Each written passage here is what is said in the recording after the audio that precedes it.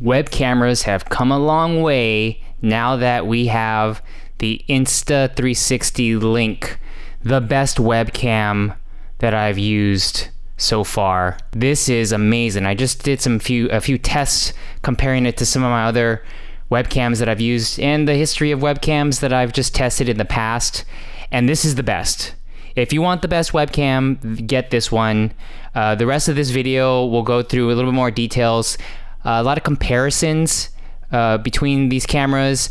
I use the Zoom conference app. I use the Quicktime player because I'm a Mac user, and then I also use some of the native apps that some of these cameras come with from the manufacturers. But this is the best. Who would have thought to have a gimbal like this on a webcam? Amazing. And you got a little tripod right there, and then this also folds out here to go onto the screen for your laptop.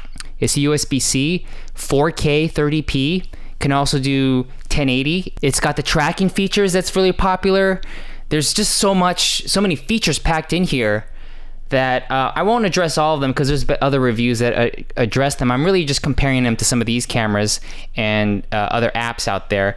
But one of the standout features here is the Link controller app, which you'll see later on in this video. I had a trouble with the frame rate. This introduction is being recorded at 24p. But some of these other apps and interfaces, they use different frame rates, and it was kind of weird. So I'm gonna have everything in 24p, but there might be some jitteriness. That's not so much to do with the webcam quality, more to do with the frame rate, because I just can't put multiple frame rates in the same timeline of 24p. I might release individual tests of these in its native frame rate that I recorded it in, but right now everything's in 24p. Unfortunately, this does not do 24p in its native controller app, and I would say that might be the only flaw that I see or improvement that I could see with this. If they could, Insta360 could allow frame rates. You can adjust the resolutions, you can adjust exposure, you can adjust all this other stuff, but you can't adjust frame rates within the app. You would have to need another app. Maybe OBS can do that, but I don't use OBS. Anyways, let me just go through some of these other options here before I get into the meat of the video.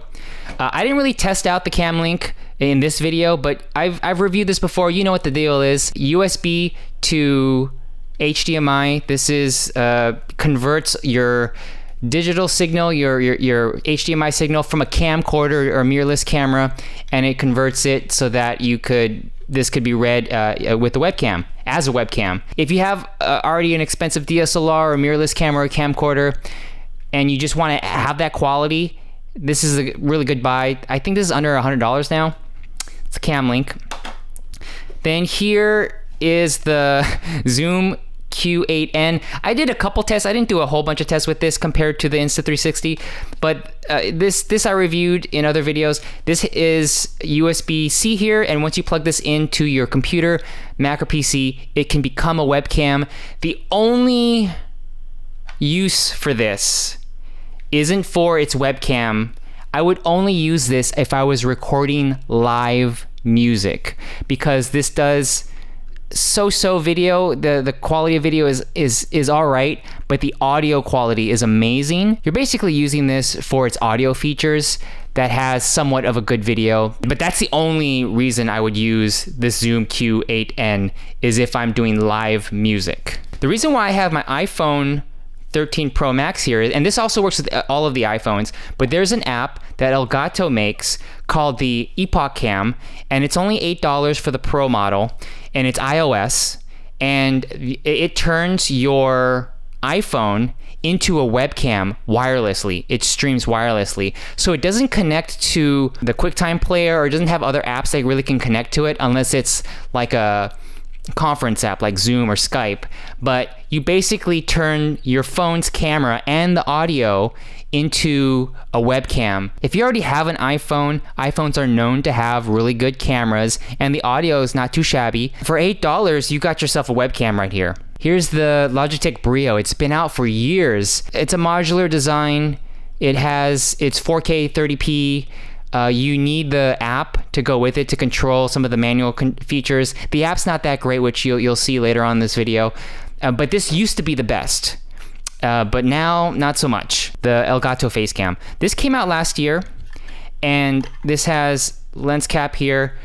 This has no audio. It's only video and USB-C tripod mount. And this was kind of weird design here. It's kind of big compared to all these other options here. But it had a 24mm wide angle field of view. You can also zoom in. This is manual focus only. It's not autofocus, so you need to be a certain distance away for everything to be in focus. But you can control the frame rate and resolution in this. This is the one where you can control the frame rate because it allows you to in the menus. Not too long ago, a lot of people were saying this was maybe one of the best webcams you could buy for under $200. I think Elgato knows that there's some stiff competition coming in, and Facecam cannot really compete with this except for price. And I've seen this come down in price. When it was released, it was upwards, I think it was around $200, but now I've seen this as low as $150 brand new, and I bet this is even going to drop in price with the popularity of the Insta360 link that is I think it's gonna explode the webcam market. It's that good. The one last thing I want to talk about before I get into all the comparisons is the future of the Insta360 link, because it was just released. The app is new, everything's really new about it, but I could see so much potential with this.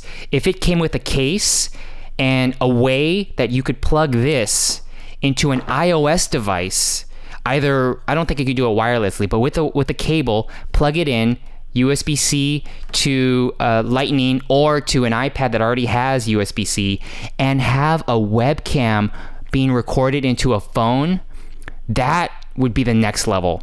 I can't wait for that to happen. In Insta360, you got to do that. You got to make that happen, because it sort of works with DJI had already found a way to connect their pocket cameras into an iPhone. So I'm sure Insta360 can figure that out. I've seen some other videos where you can do this on an Android. If you have an Android device, or if you have those streaming boxes like a YOLO, you can plug this directly into that and you can get it to work, but not with iOS. Not yet. And I'm waiting for that. I know it's got to happen, because this would be an amazing option to have to connect this to your phone and shoot it anywhere. Here's the iPhone 13 Pro Max using the standard camera. This is Epoch Cam. Both the video and the audio is streaming wirelessly to my computer, which is in Zoom right now, the conference app, and I'm recording in Zoom. And this is what it looks and sounds like. I'm going to switch the cameras, because you can use all 4 cameras or any of the cameras on your phone, depending on whatever phone you have. In this case, the iPhone 13 Pro Max, I have 4 cameras, and I'll just switch to the 3 front cameras here, the on the rear. There is the close-up camera 3 times. Now I'm going to switch to the 0.5. And that is the 0.5. Now I'm going to go back to the standard, which has the best lens. There you go. I think there's some drops in the audio as I was switching cameras, but as you can see, I could switch to all the cameras while I'm streaming wirelessly, which makes the Epoch Cam a unique camera to use for your iPhone. Right now, you're looking at the Brio, the Logitech Brio. It's at 90 degrees. Everything's on automatic, and this is going into the Zoom conference app, being recorded. I'm also using the microphones on the Logitech Brio. Yeah, I'm behind the camera, so you might hear a little bit muffled, but this is what the microphones sound like and what the image looks like at 90 degrees. I have the app open, the Logitech app on my Mac, so I could adjust the angle of view and some other parameters as I'm streaming and recording this on Zoom. So let me just do that now. There, I just moved to 78 degrees. This is a 78 degree. And let me go to 60. Now this is 65 degrees. It pushes into the sensor, so it's not like it's optical zoom. It does degrade the image. Let me go back up to 90. All right, what you're looking at now is the Zoom Q8N used as a webcam, and everything is streaming through the USB connection, and I switched the camera over to webcam mode, USB mode. And I'm going into Zoom, the conference app, and this is the widest field of view. And you're also hearing the audio from the internal microphones. I'm going to adjust the field of view now. I'm going to see if I think I can go through the different fields of view while I'm recording.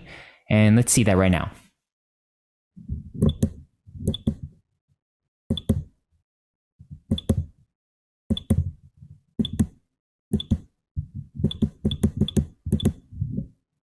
There, I was just adjusting it on the fly. You probably heard a little beep. And this is the most telephoto. I'm talking right behind the microphones, so I might sound a little bit muffled because I'm maybe off access from the microphones. But this is what it looks like. Everything is set to auto, no manual control. And this is what it would look like on a Zoom. And the lighting, I would say, is decent inside this room. It's not really low light, although I am indoors and a lot of the windows are closed. I have no artificial lights on. It's all just window light. Here's the Elgato Facecam, and this is being recorded through Zoom, the conference app. I have everything set to auto on the Camera Hub app that you could download for free when you get the Elgato. I have the field of view at 83.2 degrees, which is the widest angle field of view. Let me try zooming in using the app. There you go. It's 47. Let me zoom in all the way. Ooh, that's just 24.4% or degrees. That's way too fuzzy. Lose the clarity immediately. Let me go back all the way out. All right, that's fine. I'm about 2 feet away from the dog. The audio that you're hearing is coming from a Shure MV7, since the Elgato does not have any microphones built into the webcam. Here's the Insta360 link. You're looking at the image being recorded on Zoom's app. The audio you're hearing is the audio coming from the microphones built into the camera, but I'm behind the webcam, so maybe it's a bit muffled, but this is what it sounds like. I'm leaving all the settings on auto right now, and I'm going to dial in some manual settings in a bit, and this is just what my dog looks like. This is the MacBook Pro M1, the webcam, which I think is a 720p webcam, not full HD. Everything's on auto. I'm recording this via the Quicktime player, and the audio you're hearing is coming from the MacBook Pro's built-in microphone. Here's the Logitech Brio, and the audio you're hearing is also coming from the Brio's internal microphones. It's all on auto. Let me test the autofocus, and let me see if it focuses on the screwdriver.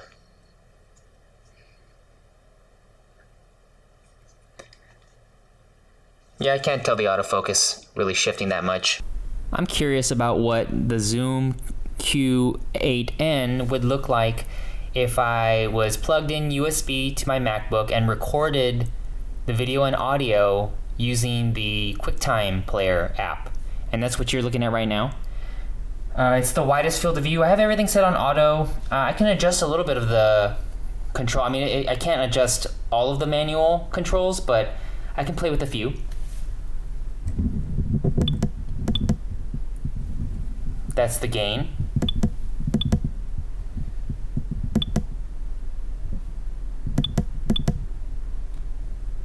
I can play with different scene modes.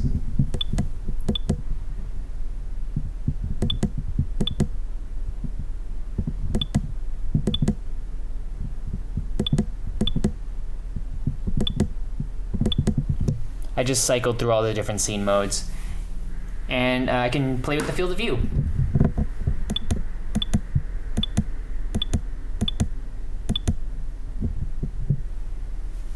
This is the Elgato Facecam. This is some manual settings. This is not full auto. I do have a lot of the manual settings dialed in the Camera Hub app in the Elgato Facecam. Let me dial the sharpness back. It's at a +2, but let me go to a +1.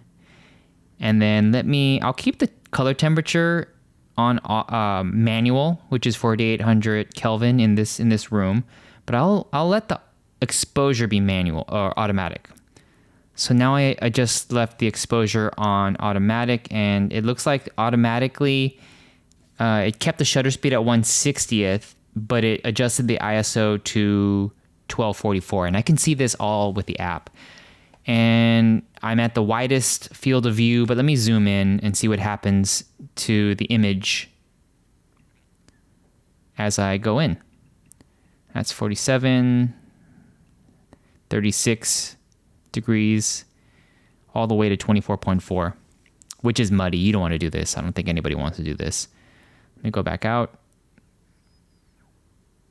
I would say as long as you stick between around 60 looks good. This is 60 degrees. And go back all the way out. And the audio you're hearing right now is not coming from the Facecam, because the Facecam does not have built-in mics. You're hearing the audio from a Shure MV7. This is the Insta360 Link webcam. You're hearing the audio from the webcam as well. And I'm recording this on my Mac using the Quicktime Player app.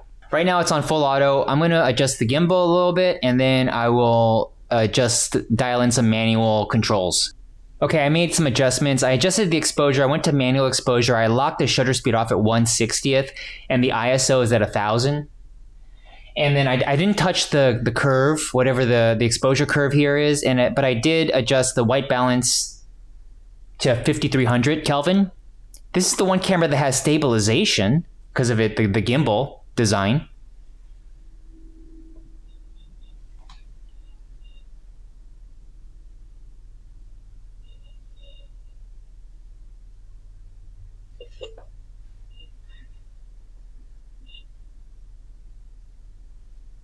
And now let me test the autofocus, because I have the autofocus enabled.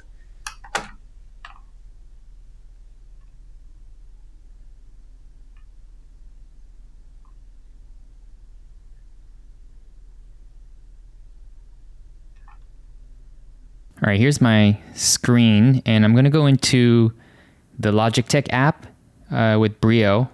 Open that up there, and it's going to connect. There you go. So this is the webcam right now. The audio you're hearing is coming from my Shure MV7. This is not coming from my MacBook, or it's not coming from the Brio. But here's what the app looks like, and let me see if I could make it bigger. I don't like the size of this window. Okay, I can't really maximize this. I can minimize it, but I can't make this screen bigger.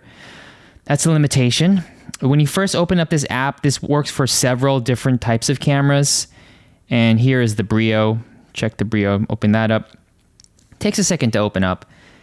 And here's the view you get. I am on a Mac. This might look different on a PC.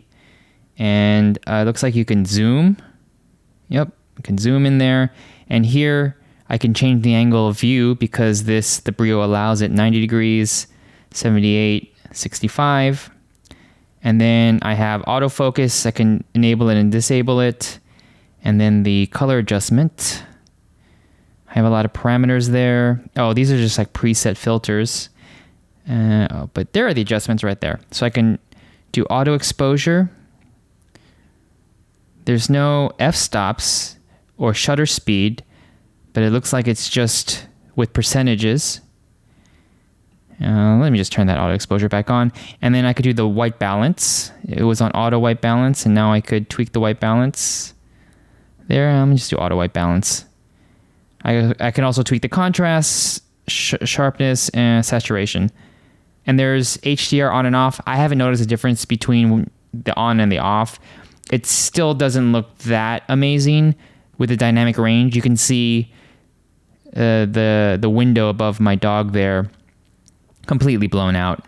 One thing I don't see here to be able to control what if it's 4K or 1080p.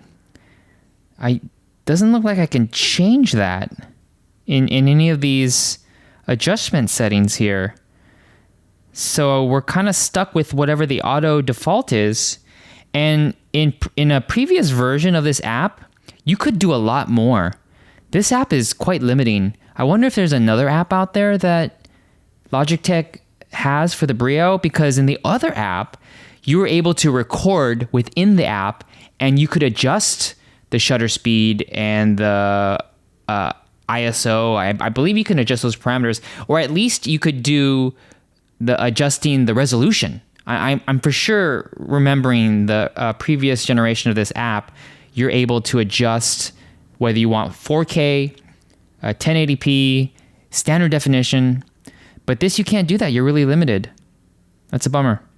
I'm gonna open up the Elgato Facecam app now, and I can go full screen on this. There you go, full screen. Here you can save any of these settings that you wanna dial in, and you save it, and it's saved directly to the Facecam. So you can unplug the Facecam and plug it into a different computer, and you should have the same settings. Here's the zoom. It's 83.2 on the wide end and all the way to 24.4. I don't really mess with the contrast or saturation, but I do mess with the sharpness because I think the sharpness does add a bit more clarity to the image. Here are the exposure settings. I had it on auto, but I can go manual and I can adjust shutter speed and ISO. Right here is the white balance, and down here is noise reduction. I just keep the noise reduction off, and then you can have PAL or NTSC. Here in the preview formats, I think this, you can choose different resolutions and frame rates. Can't do 24p, and you can't do 4K. It's not a 4K camera. It's only limited to 1080, but you could do 1080 60. Here you can take, looks like you take screenshots, snapshots of whatever this is. You're not able to record using this interface, which would be nice, but it's just the amount of controls here. I like that, and the fact that you could save all of these settings to the camera is unlike any of the other webcams. Here's the interface for the Insta360 Link. This is a Link controller. It's August 12th right now, so whatever that latest date is, firmware and software, that's what I'm rocking right now, and I'm hoping that Insta360 will update it with a few different features. But here's what the interface looks like on the controller app. On the bottom left here, you can control the resolution. On the bottom here are your main, I think, mode settings. I would call this the mode settings that other people have talked about. I don't want to go really into that. Here you can record from the app, and there you can do a screenshot. On this side, you can control the gimbal like this. I can move the gimbal around. That's nice. And looks like I could zoom in. Yep. And it maintains, at least on the Link controller app, it looks like it maintains pretty good sharpness when I zoom in there, but I'm going to leave it at its widest angle. Now in the image section here, image settings, and I thought that the Elgato Facecam app was the best, but I think this tops it, because here, when you have auto exposure, you can change your auto exposure, and when you go to manual exposure, you can adjust your ISO and your shutter speed just like you could do that in the Camera Hub app with Elgato Facecam. And here I want to dial my shutter speed to 1/60th. I want to lock it at 1/60th. Looks like you can also do a whole curve. Yeah, it looks like you can do some stuff there if you really want to dial it in, but I'm gonna reset that. I'm gonna leave the exposure on manual, and then I'll also tweak the white balance here. It's on auto white balance, but I'm gonna go make it a little warmer. Here you can adjust your brightness, contrast, saturation, sharpness. I don't think I really need to adjust any of these. Let me see the brightness, what that does. Oh no, the brightness doesn't do, no, I don't want to mess with the brightness. Contrast, yeah, if I wanted a faded film look, I could do that, but I don't want to mess with that. Put that back. Saturation, oh, I can go black and white. Then I could go extreme. I bet the processing power on this app is pretty strong because I'm having some delays, and I'm running this is being recorded on an M1 MacBook Pro. So you might need a more powerful computer to not have these delays here. And the sharpness, let's see if that takes anything out. Yeah. Go back to 50. It looks like you can save these as presets if you want. That's interesting. More settings. Oh, these are the gestures. Other people have talked about the gestures. I'm not going to go over the gestures. You can do tracking speed. You can adjust the flicker. HDR mode. Let's see if HDR mode. Oh, it's not supported in 4K, which I'm in right now. I won't touch HDR. But yeah, this is a really great app right now that I'm looking at. It has everything you could need. I feel like this tops the Elgato Facecam.